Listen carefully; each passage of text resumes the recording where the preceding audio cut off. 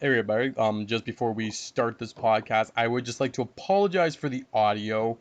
There were some technical difficulties when originally recording this podcast of kind of not plugging in the actual mic, so it was the computer itself recording the audio, so it's not really that great. I tried tidying up a little bit, and I don't feel like we're recording a whole new podcast for this week. So, here you are, and I hope you enjoy. What's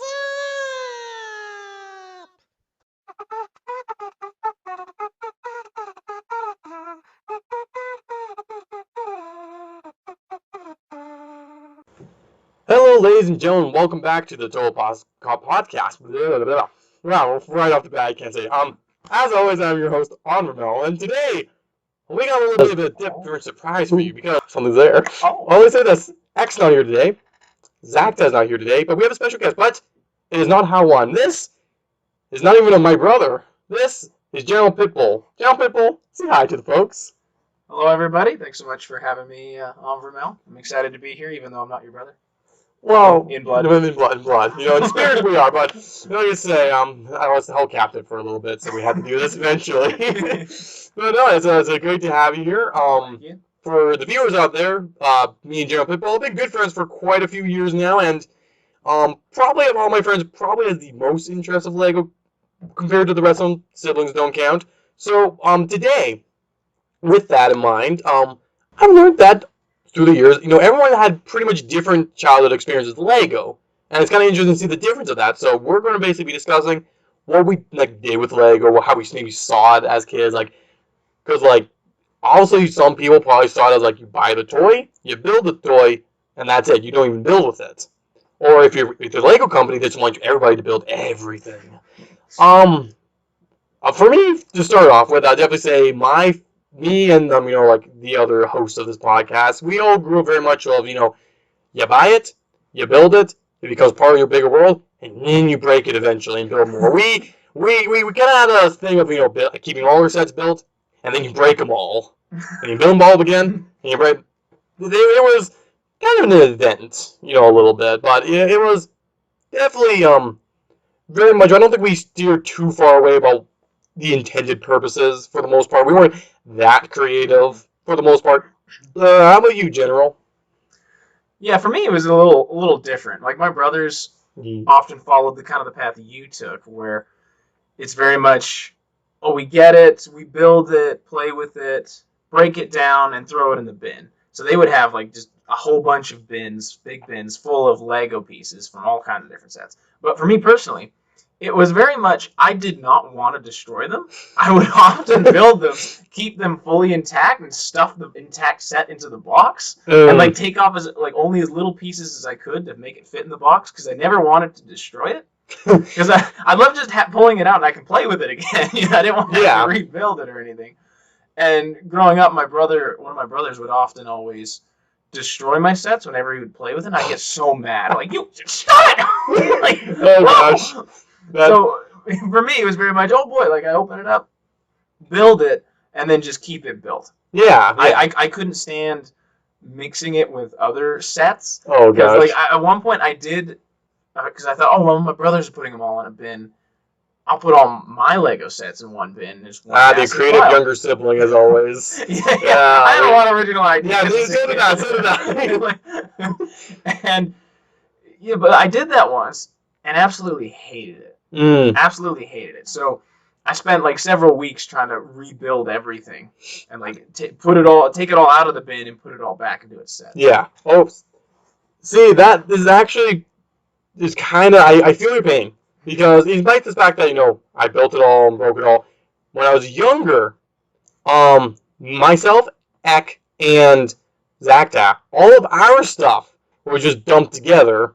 So all of those were just kind of mixed together, and eventually Ek decided to build all this stuff to get his stuff separated. And that took a while for me and Zach to have to sort ours out. It was a long, tiring process to get those all back together. It was a couple year process of slowly doing it, changing rooms, not probably working that difficult at it. But it was a very long process. How One and the Lost Toll always typically my two oldest brothers always typically kept their stuff separated from the rest of us. My younger ones, it was just like, let's throw it all into the kitty bin. There you go. So yeah, so once we basically sorted all the stuff out, then it kind of went from the being all built to being all broken, to kind of being all built again. And there was kind of a cycle for that. My older siblings very much had what they knew as, because they generally kept their sets built for most of the time. They break some of them now. But they had what they knew about as the Great Take Apart. The Great Take Apart. Where they basically broke everything. Was this like a yearly garage sale? No, this was just taking apart this was an event. Basically, where it's like everything's broken, everything's starting from ground zero, making everything our own. Over the years, How One has kind of rebuilt a lot of his classic childhood sets, but the effects of the Great Take Apart are still there.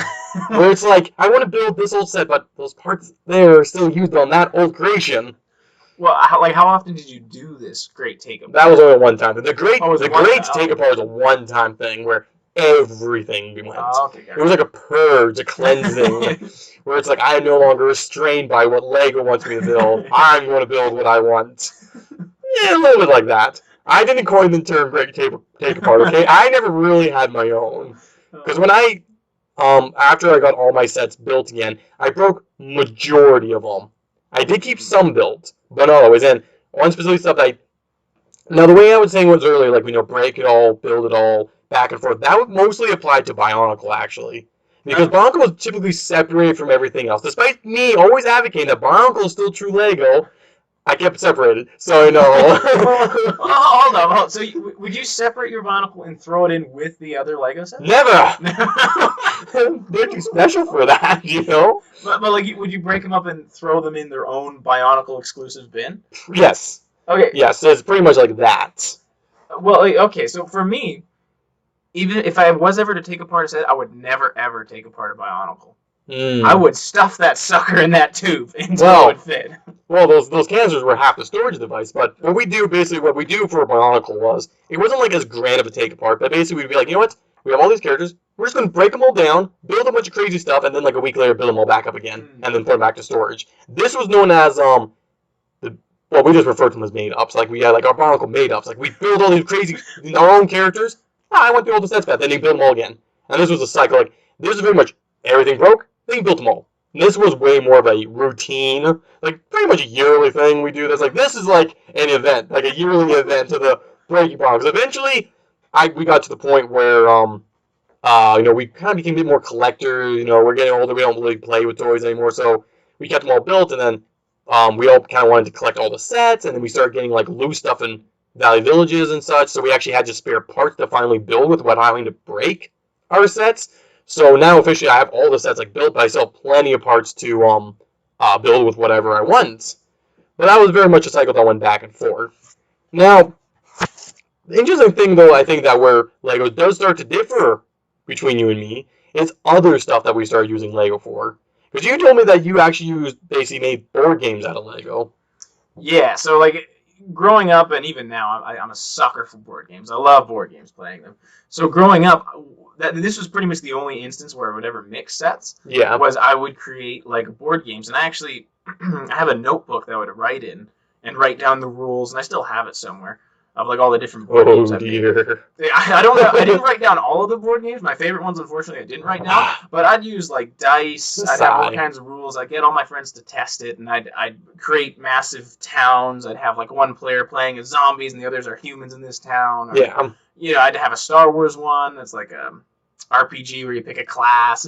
All that kind of stuff. So that was one of my primary ways of using Lego. But I wanted to ask you something. Yes. So you guys would, build and create made-ups. Yeah. It's a terrible name. Yeah, that's why the community, when you get to an adult fan Lego, you refer to them as mocks. My own creation. Made-ups as well. It's like, I made it up.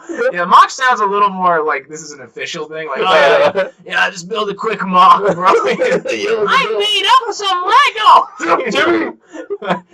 But so did you guys really play with Lego too much in that, like, not just building but like use your imagination and have them fight and all that stuff?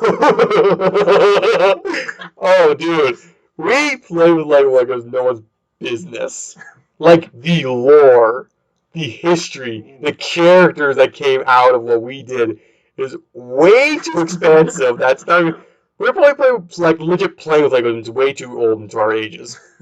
Well, I couldn't remember quite stuff, but you know, but I'm like, no, it's like so much so that like we've even converted that into other stuff, like using those old childhood stories and stuff. Because like the thing is, when we got a set, that minifig got a name, he got a character, basically got. I was like, okay, well, most people kind of already had like a occupation. I was like, okay, you got a Star Wars set. The characters most got them. But if you got like a regular like just a city set.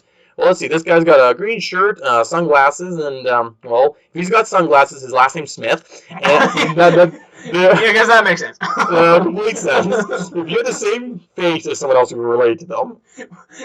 So, if you have the same face as somebody, you use the most generic name out there, Smith. What's his name? John?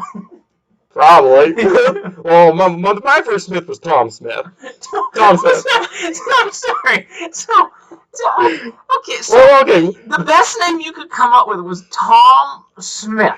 Well, yeah, see, we all got the same set. Eck had Tommy Smith, I believe. Hold up! You come up with Tom Smith. You come up with Tommy Smith. Does Zach like Thomas Smith? Yes. We weren't very creative as people. We generally share a lot of the same names. But like I said, when we got a character, like a minifig, we basically got a name, they got an occupation, and that never changed. They basically were added characters to a larger lore. Like, we didn't like, okay, well, this time they're all secret agents. No, I was like, no, there's specific minifigs for secret agents. Like, you don't need to make these people, like, everyone basically had their role. And it was like, a never explain, he's like, you don't change things unless you found a reason to. It's like, well, okay, I was going to occupation change. It's not just like, no, I don't want this guy to be this anymore. Well, so like throughout the years of playing with this, you would have the same characters. Yes, same characters. So like, so you pick a character. You pick Tom Smith. Little 10-year-old Onvermel picks Tom Smith, and at 20, he's still Tom Smith. Oh yes, he is still Tom Smith. However, he is now a pastor at my Townville's church. There's a righteous man. He's the most righteous man ever. But no, it's like I said. Minifigs from my childhood, specifically like one character that is called Chuck. He's still the same Chuck he was from when I got him when I was like 7. Has the same character, same occupation. Like I said, we have canon lore. So did you write down this canon, or was it all? Yes, it's all in our heads. No, it's very much all in the head. Like my older siblings, they had more stuff written down. They had charts and such. But, like, because we played with it so often, like, we didn't forget this. It was like you played with one day and then the next day. Like, Lego encompassed our life really heavily. Like, when I first introduced family, it was just another toy, but it took us by storm. Like, we were all infatuated with Lego. Like, at this point, all those boys are pretty much still into Lego. Like, honestly, look at this podcast. It's a Lego podcast. I'm still building creations. Those characters haven't going. In fact, those characters now exists in a slightly different medium, which, interesting, what my siblings have started doing is making online webcomics, where you take pictures of, like, use, like, prop pieces, like, you basically take pictures and make comics, where you're using all Lego. And how one specifically has done is basically grabbed his old childhood lore and basically reworked it. So he's actually, like, rebooted his universe almost, but, like, he's kept a lot of stuff the same, but it's like he's making make more sense because he's an adult now. It's not crazy stupidity, but he's kept a lot of that like lore. Like the universe is still the same. You still have medieval knights on a different continent next to the modern time townland with pirates in the seas. Except now it's like Steve Smith. Maybe no. The names are still all the same. The names haven't changed. Well, so if it's like the same occupation, same names and all people don't age. They don't age. Wouldn't that sort of limit how you'd play with them a certain amount, or would you still have Tom Smith Carpenter in space or Tom Smith Carpenter in a castle? No. This is how you do it. Well, if you had Tom Smith basically, let's say he's doing a sermon, he got the church, then you have outer space aliens crash into the town, and that's your story. Let's just say there would be the different themes would interact all the time. The themes weren't separated, so like If you want to do stuff in space, you use your space figs. If you want to do stuff with castle, you grab all the castle figs. You want to start mixing them up together? Well, that's just a good time, let me tell you. So, would you not mix pants and shirts and heads then, or would this guy's always a medieval person? We don't generally do that if we actually decide to break a bunch of stuff and just create our new characters for a short time. Basically, our made-ups as when we were kids. Basically, we do. It's well, I don't have a very let's say I only have I want a larger castle army. I'm just going to break down all my minifigs and try to get as many black and blue combinations so I can make a larger army. And then at that point, we use custom stickers that we make. I'd only get my black and blue combinations when I'd steal my brother's Lego horses. That's another story. that sounds like another story. But then we break things, and make new characters. But those characters are temporary characters because everything would reset back to the OGs. And then those characters you created from your imagination, they were gone. Sometimes you maybe recreate them, but I mean, nowadays it's just so much different because I'm an adult, I'm a collector. I'm still giving people's names properly, but that's right. Yeah, that's fine. That's fine. Say goodnight to him every night. Good night, Tom. Oh, I'll about 2,000+ of them. It takes a while. It takes a while. The nighttime routine begins 4 hours before bed. Yes. So but basically because we still have these stories and these canon, a canon lore pretty much for our Lego that we still are attached to that we basically have started integrating that into our webcomics and such. Because, How One, Ek, Zacta, and I, we all have webcomics. I only have one, and I've done the least amount of anything. I haven't worked on that in years, but we still have all, used that, basically, our childhood stories. Because one thing my family specifically really likes is we love making stories and characters. And once we set on something this is the character, this is canon, we would be, the annoying, if you had let's say you were making a reboot to a movie and you had the original writer there, we'd be the annoying writer, be no, they don't. That's not how this works. That's wrong.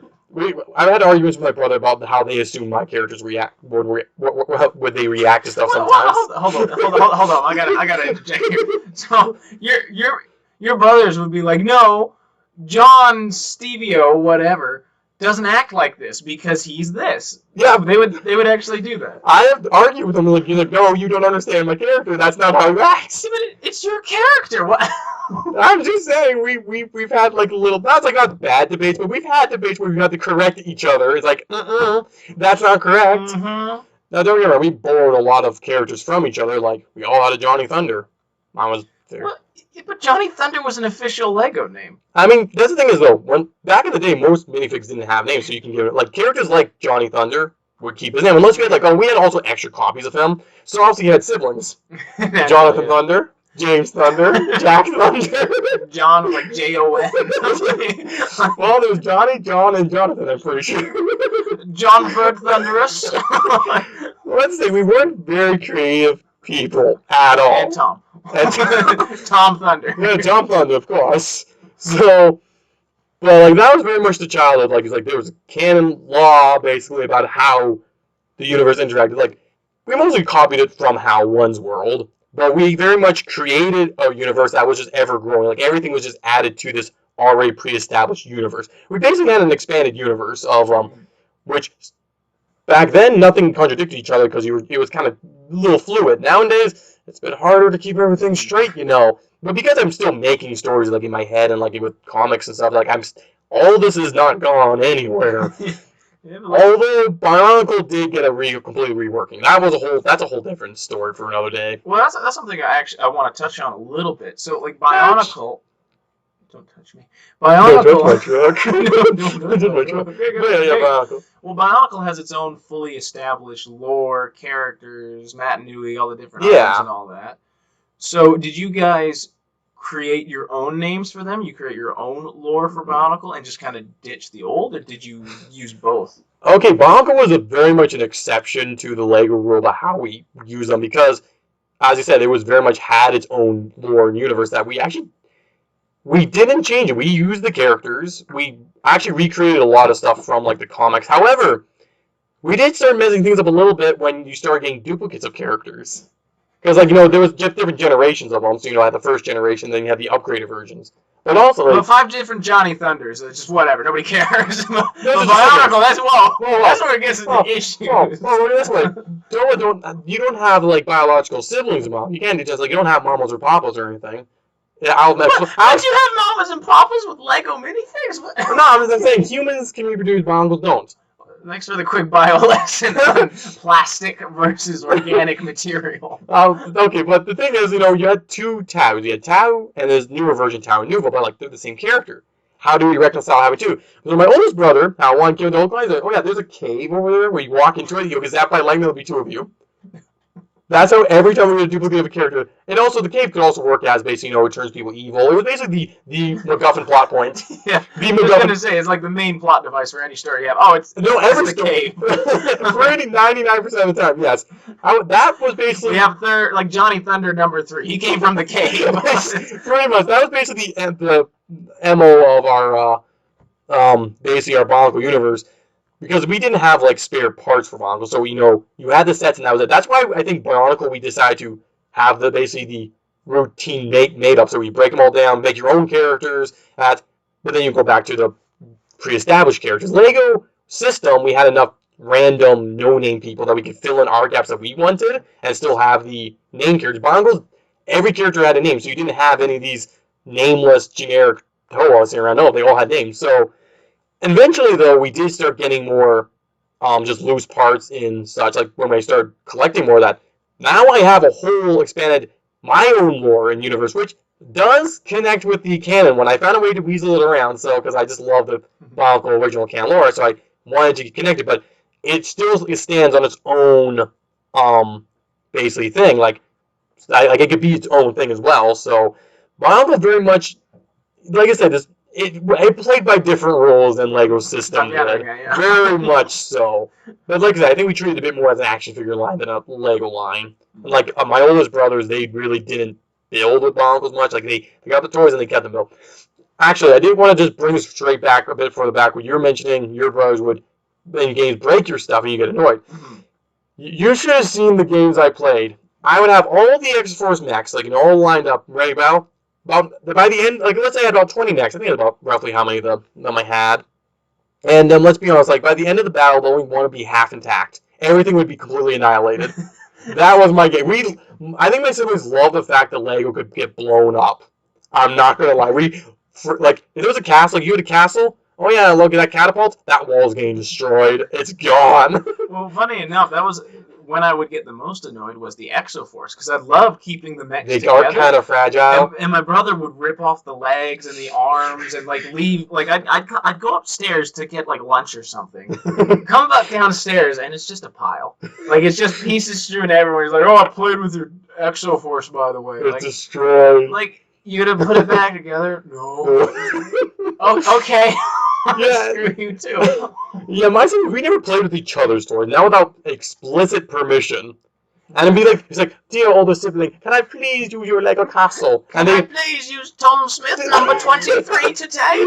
So, like, if we were allowed to use basically your older siblings' Lego, that stuff wasn't breaking. You were not destroying that. It's like a sacred, like, toy. It's like, oh, don't scratch the paint, don't scratch the paint. And yours, though, it's like, we have literally broken parts from Bionicle by hucking them at walls. Zacta had like one of the original T.O.A, and in some game I think he was like getting blasted back by one of the enemies, and he blasted him, he threw him to the wall, and his ankle broke. We didn't do as much back. Bionicle, right? Yes. Well, no, we broke Zacta's ankle later. He broke my freaking Bionicle. That's too far. Well, it was his own, but that definitely. We could be quite rough with our toys. Like, we sent stuff down the stairs a fair bit too, I'm pretty sure. Not as much, but generally demolition was quite a prevalent part in our games. Like, destruction and chaos was completely our main goal. Maybe not for my 2 oldest siblings. I don't know. I didn't watch them play much because they're much older than me, so I didn't see as much. But for us younger boys, we were like, destruction. Which, there might be a reason why I like Transformer movies, Michael Bay, he speaks to me. Michael Bay is my spirit animal. He is an animal. Don't ever say that again. Alright. But it is interesting that, like, especially with you and me, is like, and like the thing is, like, there are certain things that I didn't break though. Like, I like specifically Power Miner sets. By the time I got those, I was getting a bit older, and I didn't interact. Those characters didn't interact with other stuff. Don't get me wrong; they have a really expansive lore that's really nuts, really nuts. But it goes deep, if you will. Subterranean. Power Miners. That's Onvermel. That was me being creepy. Oh no, that was definitely the general over here. But basically, when I got to Power Miners, I started basically. I like the sets so much because those are just glorious sets, and that when I started playing with them, it was way more about the characters. So I was like, well, these are just prop pieces. I don't need to. I mean, don't get me wrong. If I play with them, the rock monsters are trashing the vehicles, but I didn't break them and add them to my larger Lego collection for mocking. They're still intact as a collection. I have all the Power Miners, so like it is a collection as well. And my one comic I have is of the Power Miners. Oh, okay. So that's one reason I have a bunch of other mocks for Power Miners. Yeah. So some made ups, if you will. Made ups, yes. I made up so exclusive for that. Well, so do you have every single Power Miners Lego set? Yep. Like the full collection. The full collection with some duplicates. Wow. Oh yeah, so. Well, of course you'd have duplicates. Let's not get ridiculous. No, the cave, the freaking cave. You know, nowadays we respond more to the man cave or anything, but I don't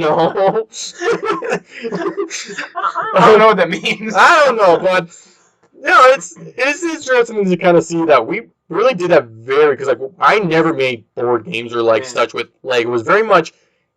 It was a world that you basically kind of delved into. It was very much like. Kind of playing more with like I don't know, like sometimes like what we play more close to what like girls would play with, like Barbie dolls. Like you'd have the mom, the dad. Like I literally had a pair of minifigs that did get wedded in my universe, and they're still married to this day. Let me tell you, they've had a happy marriage. But just to be clear, Bionicle can't have Love's kids. Not canon. Wait, what? Oh, dude. I'm going to explain this later off camera, but this is That's making me so nervous. This is a whole thing in the power community, by the way, that Love's Not canon. I'll have to explain this to you later. Sure. But yeah, time pretty much nearing the end of the podcast. I think I've kind of gone through most of the kind of differences I can really think of, because like honestly, unlike me and my brothers, you weren't a fanatic of Lego. You kind of more or less grew up. You enjoy. It's like it's nice, but you're not like still building and playing and creating worlds. Unlike us, who are probably a bunch of man children or something. I don't know. Not the least. Yeah, well, like I started out similar to you, creating worlds, building Lego, and then I kind of transitioned into board games and creating games out of it. So I guess using it less as a toy and more as a tool. Yeah. So I use Lego as a vehicle to create games to play. Like I remember one game we used to play with it is we'd build a bunch of Lego starships, and I'd have like a dart gun. And so we'd take turns. Like you could, we had this rug that was like a checkered rug, so you could move. I forget, like two squares away per turn or something. And then you could shoot the dart gun from your ship, and depending on where you had a gun on the ship is where you'd shoot the dart gun from. Oh, and you'd have to blow pieces off of the enemy ships. So we kind of do stuff more like that, and like I said, use it as a tool for creating fun out of, I guess, rule structure ways. First off, that's actually freaking amazing. That sounds really fun. I think the way I would describe that is we always used it. We were always playing Lego. You guys were playing other games. You just so happened to use Lego in it, like as a tool, as you're saying. So. Well, at least I did. My brother. Yeah. So but that's definitely interesting to see the differences, and like talking to other people that like have some interest in Lego. Like it's interesting to see just like how people see it differently. Like I understand that me and my brothers, like we are way more fanatical and nerdy into like it is pretty much our one and only hobby besides writing. But usually if we're into writing, then it's Lego stories because we're nerds. Well, so let me ask you this: why do you think it became such a core part of you? Like it's like you said, your core hobby, you're fanatics about it. Obviously, you have such like a deep love for it and made such a huge impression on you. Why do you think that is? For me specifically, it's hard to say because as the youngest brother of 5, I definitely copycatted my siblings a lot. Yeah. But I think a lot of that roots down to that we really like creating worlds and characters. And Lego very much gave us that opportunity. Like, there's other ways you can do it, like writing and such, but because it was introduced at a young enough age, it basically kind of just found its way into. We were able to incorporate with everything. It's like, oh, I really like Star Wars. Lego's got Star Wars. Oh, I like stories. Well, I can make stories Lego. I like Lord of the Rings. Oh, look, they have castles in Lego. Like, it had just kind of like any toy we wanted. Lego basically gave us that opportunity to have. And as world builders and creators, like, it had that too. Like, it had very much everything that we wanted in it. Because, like, sure, we had Hot Wheels. Lego had race cars. Like, we still liked Hot Wheels. We still liked stuff. And, like, you know, when we were much younger, we used, like, you know, stuffed animals. But then Bionicles came around. I was like, stuffed animals were kind of like the action figures when you're really young. Kind of. But then you got Bionicles. Like, well, we have these now. So it's like, Lego just managed to find every kind of niche we wanted. It filled up. And I think a lot of it for the younger siblings was, you know, our older siblings were doing it. And maybe it was ingrained in us as a young enough age that it just like attached to us. It's something I've always wondered about, like, exactly what it was. But I think it mostly comes down to just. I think actually the core of Lego is just you can build and do whatever you want. And I think that's pretty much the core reason why I think we all gravitated to it so much. Okay. But yeah, so yeah, I think we've kind of covered a lot of stuff. Obviously, a lot of differences between you and me. It's definitely interesting to have someone else who's not a sibling on the podcast. Yeah. You know, different view. Oh yeah, definitely, and definitely we're gonna have to have you on eventually again. I don't know if that was our topic. Maybe we'll have to talk about the Broncos, birds, and bees. I do not know. But I'll skip that one. Okay, but I think we'll leave it there for all you lovely, beautiful folks. This has been the T.O.A. podcast. I am your host, Onvermel, and we are retiring from the night.